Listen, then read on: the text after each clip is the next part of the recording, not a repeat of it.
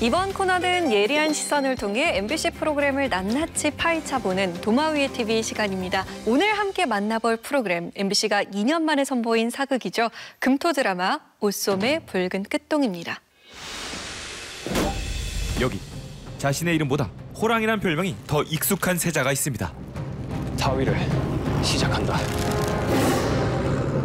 그리고 생각시 신분으로 주체적인 삶을 꿈꾸는 궁녀도 있죠. 설령 사소한 거라도 좋아. 선택이란 걸 하며 살고 싶어. 온전히 이 나라 조선을 위해 쓸 수 있다는 보람은 무엇과도 바꿀 수 없어. 공통점이라곤 궁에 산다는 것밖에 없는 두 사람. 이렇게 운명적인 로맨스가 시작되려나 봅니다. 그런데 아니 무슨 김장배추도 아니고 과연 이 하극상엔 어떤 사연이 얽혀 있을까요? 드라마 오솜의 붉은 끝동입니다. 왕실 사람들조차 탐내는 재능으로 권례의 모든 필사 알바를 도맡아는 생각시 덕임. 나비야, 좋은 아침. 아무도 찾지 않는 서고를 매일 쓸고 닦는 게 그녀의 일인데요. 무료한 일상에 한 가지 낙이 있다면 나 한 사람으로 인해 만백성이 편안할 수도, 크나큰 도탄에 빠질 수도 있어.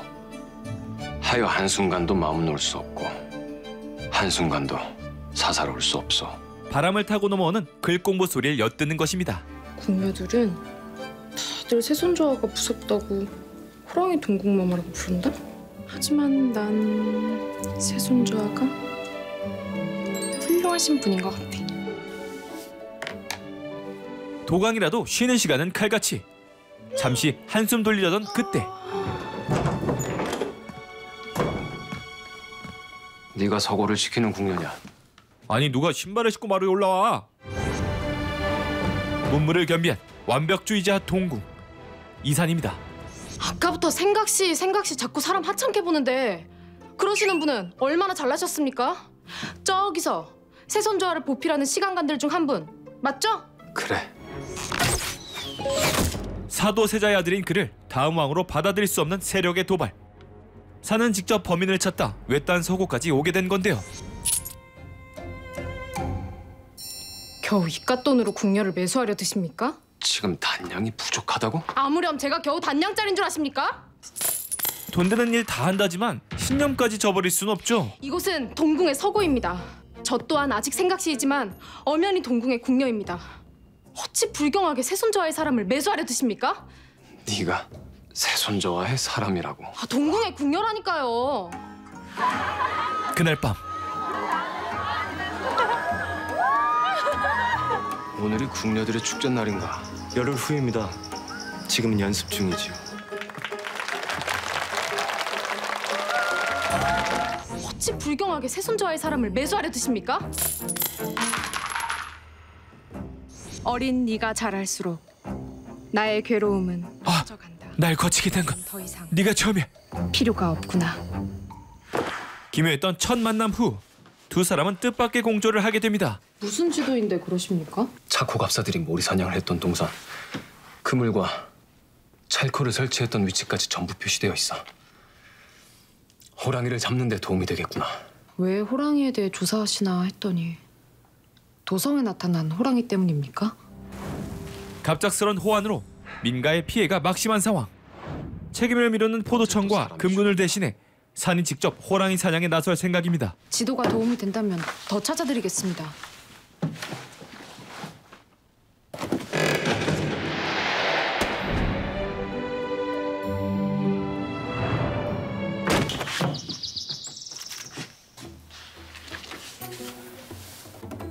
이걸 고맙다고 하는데?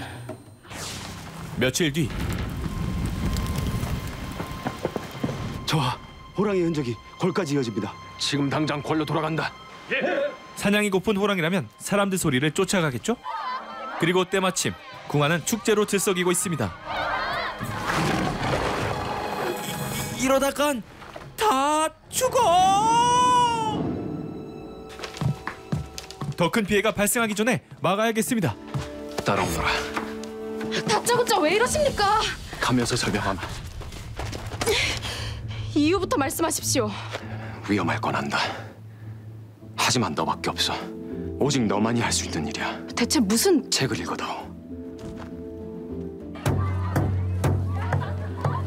제가 지금부터 책을 읽어드리겠습니다. 책을 읽어준다는 핑계로 궁녀들을 한데 모아 피신시키려던 그때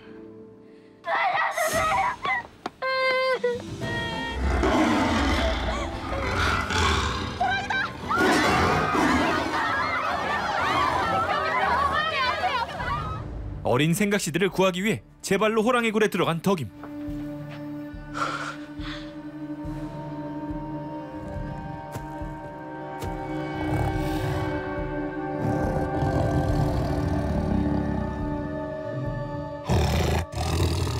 그때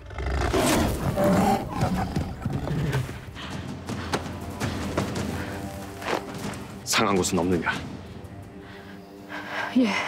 저쪽으로 가면 무사할 것이다. 가라.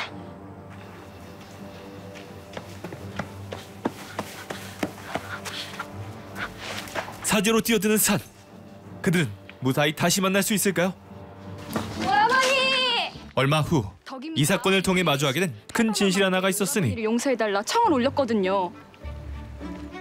지금은 내 분주하니 바로 세자가 신분을 속이고 자신과 격없이 지냈다는 겁니다. 아니 격이 없어도 너무 없었지. 꼼짝없이 죽은 목숨이라 생각했건만 이 무슨 운명의 장난인지 가장 가까이에서 시종을 들게 됐네요.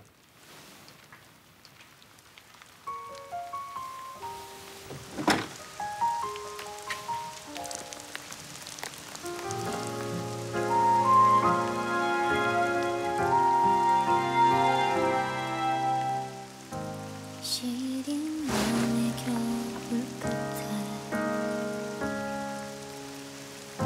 그대란 봄을 느꼈죠.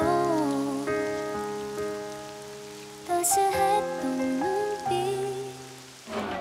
걸밖에 장터가 크게 선 어느 날 그러고 보니 너에게 사줄 것이 있는데.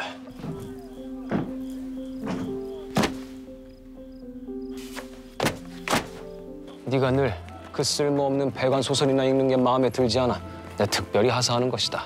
호랑이가 나타났을 땐 소인이 책을 읽고 위기를 모면하였는데 그땐 상황이 좀 위중했고 서둘러 궁녀들을 모아야 했지 않느냐. 꿀이라도 한 방울 떨어뜨려야 벌이든 개미떼든 모여들지. 궁녀들이 개미떼입니까? 겸사수 나으리 말씀이 좀 과하신... 아이고 저놈의 입! 저하 소인이 말실수를 하였나이다. 용서하여 주시옵소서. 네 마음속에 난 여전히 그때의 겸사서구나. 나는 왜 겸사서인 척 너를 속였을까? 처음엔 네 착각을 정정해주기도 귀찮았다. 시간이 흐른 후엔 사실을 말하기 싫어졌지. 그 서고에서 너와 함께 보낸 시간이 특별했으니까. 그 서고에서 너와 함께 있는 동안 네가 나에게 휘둘리고 있다 생각했다. 정말 그러했느냐? 네가 나에게 휘둘렸느냐? 아니면 내가 너에게 휘둘렸느냐? 훅 들어온 무거운 진심. 넌 뭘 하고 있을까? 내가 준 책은 읽었을까? 그 책을 읽으며 혹 나를 생각했을까? 입덕 부정기를 마친 남자는 커져가는 감정을 주체할 수 없어 보이죠. 친구이자 최측근인 겸사서와 덕임의 미래를 포착한 것 같아 속이 쓰린데요. 그때 이 모든 감정의 원인이 등장합니다. 저하 약재를 넣겠습니다. 잠시 돌아서라.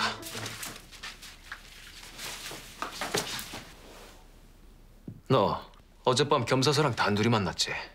예? 겸사서가 너와 그토록 가까이 붙어있다니. 그런 모습이 남의 눈에 띄기라도 하면 어찌 될 줄 아느냐? 보셨습니까? 그래, 봤다. 그럼 당장 오셔서 감히 궁녀를 희롱한 겸사서를 혼내셨어야죠. 왜 보고만 계셨습니까? 겸사서가 늘 그런 식으로 궁녀들을 희롱하는 걸 알고 계셨죠. 다른 궁녀들 사정 따윈 내 알 바 아니다. 내가 신경 쓰는 것은 오직 나의 사람뿐이다. 혹 소인이 염려가 되어 그러십니까? 그래. 물을 부어드리겠습니다. 내가 한번. 어이구, 얼씨구.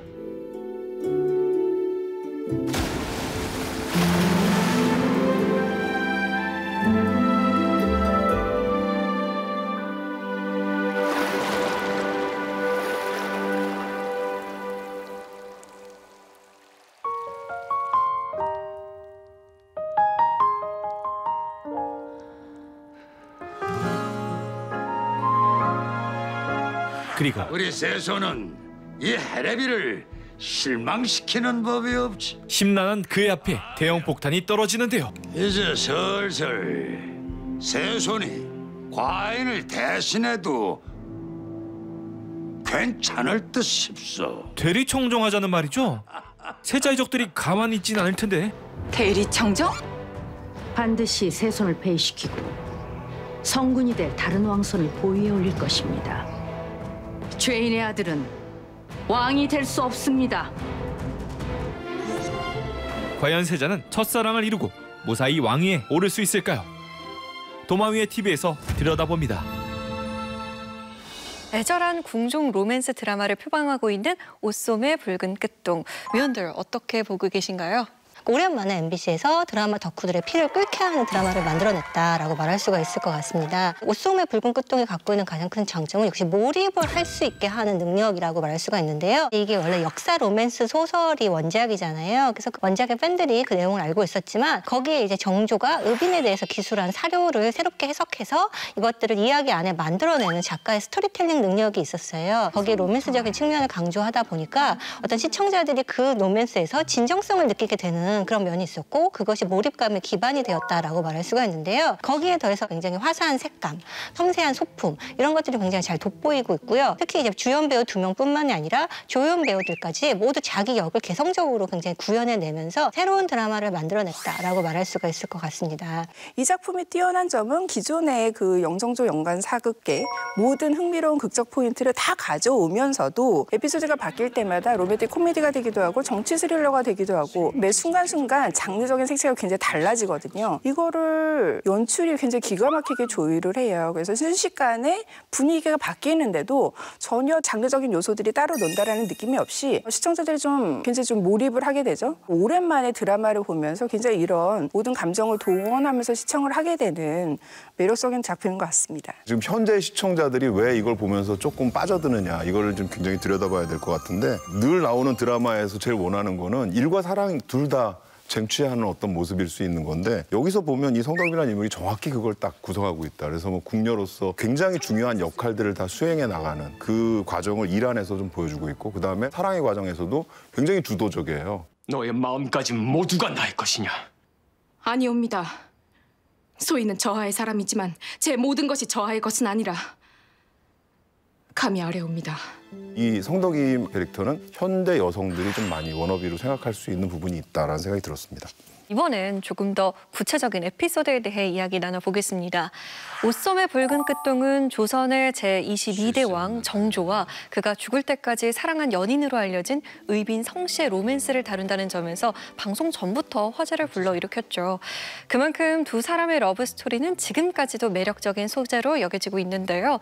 극중 두 인물의 로맨스를 잘 담아낸 장면을 꼽아본다면 어떤 장면이었을까요?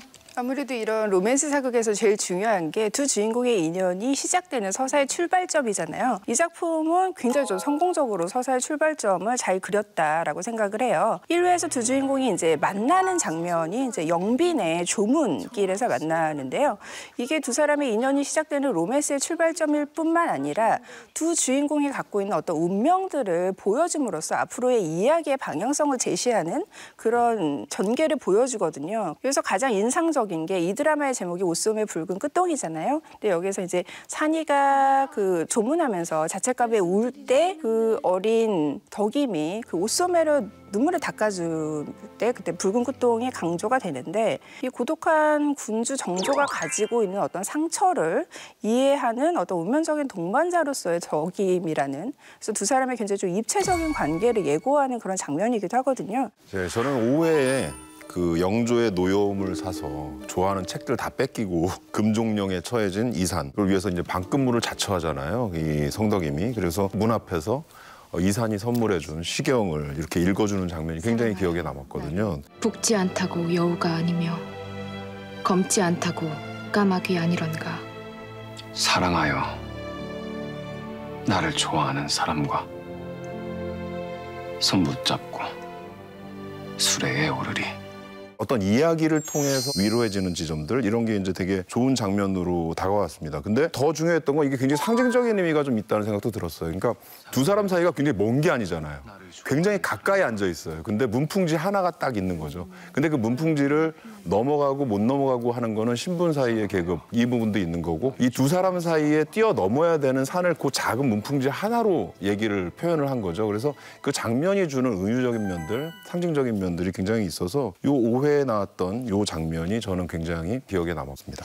근데 그 장면이 거기서 끝났다면 아주 그냥 인상적이다, 아름다웠다라고 끝날 수가 있는데 그 뒤에 굉장히 위기가 있었어요. 영조가 들이닥치면서 산을 때리고 그러면서 산이 거기서 굉장히 아파하고 이런 장면들이 있었잖아요. 근데 거기에서 이제 그 덕임이 드디어 인간으로서 그 새손의 그 산의 어떤 그런 고통을 이해하는 부분이 있는데 그러면서 이제 덕임이 문을 열고 들어가서 자기가 지키겠다라고 말하는 부분이 굉장히 인상적이었는데 저하께서 보위에 오르시는 그날까지 제가 저하를 지켜드리겠습니다. 신분이 더 낮은 나인이 그리고 여성이 남성을 지키겠다라는 면에서 어떤 로맨스의 클리셰의 전복 같은 거를 보여줬어요. 여기서 굉장히 짜릿한 어떤 긴장감과 동시에 이제 시청자들이 몰입할 수 있는 통로가 확 만들어졌고 드라마의 어떤 로맨스에 우리 모두가 다 같이 올인하게 되는 그런 상황이 되지 않았나 싶습니다. 위원들은 두 주연 배우의 역할에 대해서는 어떻게 생각하고 계시나요? 이산은 주변에는 정적들이 굉장히 많고 어떻게 보면 궁궐에서 살아남으려면 결국엔 자기는 왕위에 오르는 것밖에는 방법이 없는 그런 아주 절박한 인물입니다. 그래서 그러기 위해서는 다양한 상황에서 자기가 그 느끼는 감정들을 한꺼번에 다 폭발해내지 못하고 난 이 나라의 왕세손이야. 나에겐 언젠가 힘이 생겨. 그러다 보니까 이산이라고 하는 인물은 굉장히 섬세한 감정들을 어떻게 보여주느냐가 중요한데 그런 심리 변화를 이준호 배우가 굉장히 잘 보여주고 있다고 생각을 합니다. 그리고 덕임은 당당한 인물이잖아요. 특히나 전기수 놀이를 하면서 이야기를 많이 접하고 또 필사를 하면서도 책을 굉장히 많이 읽을 수밖에 없잖아요. 그래서 그 어떤 스토리를 많이 갖고 있다 보니까 이 덕임이 궁예 생활을 할 때 접하는 인물들 영조에서부터 화농주라든지 홍덕로라든지 뭐 중정님씨 이런 많은 인물들과의 관계에 있어서 그 관계를 굉장히 유연하게 또 주도적으로 펼쳐갈 수 있는 그런 힘을 갖고 있는 인물이었어요. 그래서 이러한 것들을 이세영 배우가 잘 표현해주고 있고 저는 이 둘이 만들어가는 어떤 러브스토리도 굉장히 힘의 균형이 맞춰진 팽팽한 밀당의 재미를 만들어낼 수 있지 않을까 하는 생각을 해봤습니다.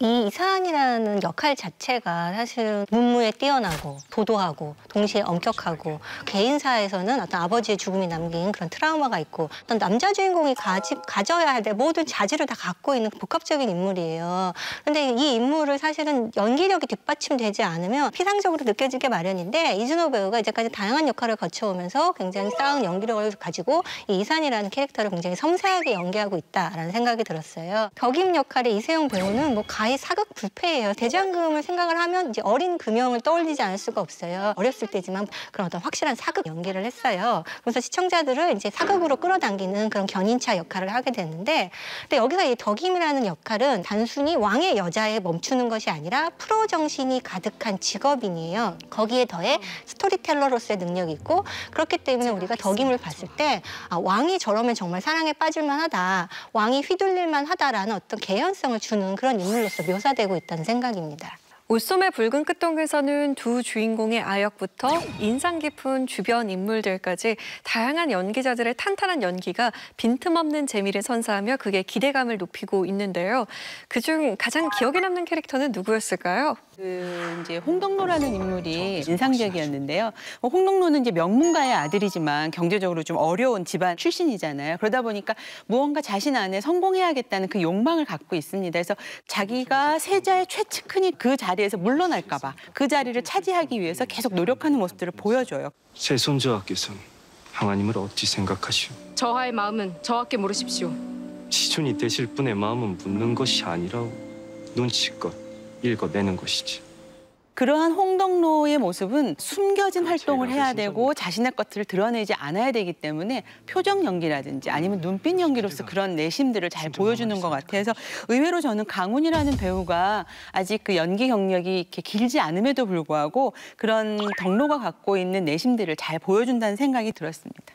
인상 깊게 봤던 인물은 이제 박지영 배우가 연기하는 제주상궁 조씨인데 이 작품에서 이제 그 궁녀들의 세계가 굉장히 또 중요하게 묘사가 되잖아요. 그런 궁녀의 어떤 애환을 굉장히 잘 보여주는 캐릭터가 이런 제주상궁 조씨거든요. 3회에서 이 인물이 세손을 폐위하려는 좌상파쪽 인물로 등장을 하면서 기존의 어떤 궁둥사극 속에 암투를 담당하는 어떤 전형적인 흑막처럼 등장을 하는데 점점 그 전개가 다 가다 보면은 이 동기가 굉장히 설득력이 있다는 걸 알게 돼요. 궁녀들은 세자에게 맞아 뼈가 부러지고 살이 터진 후 고통을 이기지 못하고 자결했습니다. 세손은 절대 왕이 되어서는 안 돼요.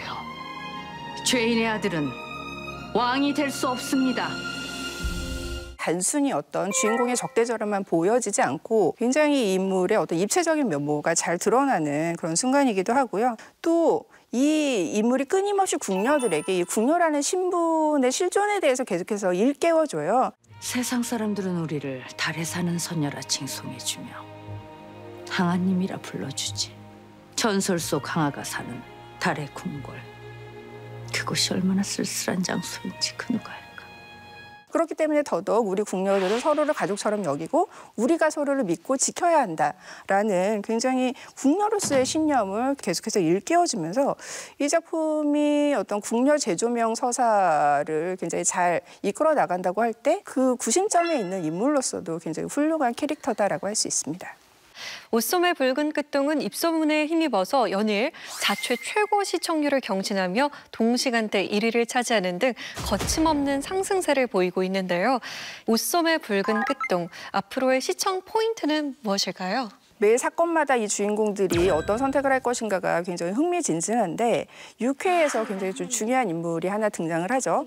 이게 훗날 정조의 후궁이 되는 홍덕로의 어린 누이가 등장을 하면서 이 드라마의 주축이라고 할 수 있는 로맨스 구도에 새로운 긴장감이 생기게 되는데요. 이것이 또 궁의 권력 갈등 구도에도 영향을 미치게 될 것이죠. 홍덕로 같은 경우에는 덕임을 견제하고 덕임을 아끼기는 하지만 이산의 배우자로서는 안 되는 좀 견제해야 되는 해빈홍 씨의 속내도 있을 것이고 또 덕임을 이산의 후궁으로 점찍어서 어떤 자신의 계획의 도구로 삼으려는 제주상궁 조 씨의 어떤 속내도 드러나면서 이런 다양한 인물들의 야심이 좀 부딪히는 격정적인 이야기가 앞으로 전개가 될 것이어서 이 드라마는 역사가 스포일러지만 계속 앞으로의 전개가 궁금해지게 되는 그런 작품인 것 같습니다.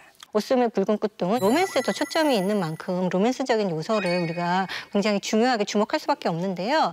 역사에 따르면 덕임은 승은을 내리겠다는 이산의 제안을 2번 거절하게 돼요. 근데 이례적인 일이잖아요. 궁녀가 어떻게 감히 이렇게 생각하게 되는데 이 과정이 로맨스적으로 어떻게 묘사되는지가 사실은 이 드라마의 굉장히 중요한 관전 포인트라는 생각이 들어요. 그런데 여기 지금 이 사람들에게는 어떤 외적인 그런 한계가 있어요. 물론 신분 차이라는 것이 있고 또한 내적으로도 자신이 이렇게 그 왕의 사랑을 받아들이게 되면 자신의 삶을 주체적으로 살아갈 수 있을 것인가 하는 어떤 덕임의 생각이 있고 이런 것들이 어떻게 이 두 사람이 이것을 헤쳐나가서 결국에는 로맨스를 이룰 것인가 시청자들이 응원을 하고 있는데 이 과정이 단순히 어떤 밀당으로 보여지지 않고 모두가 명분이 있고 모두가 이해되는 상황 여기에 어떤 설득력을 어떻게 주는가 이 부분이 가장 중요한 관전 포인트가 아닐까 싶습니다.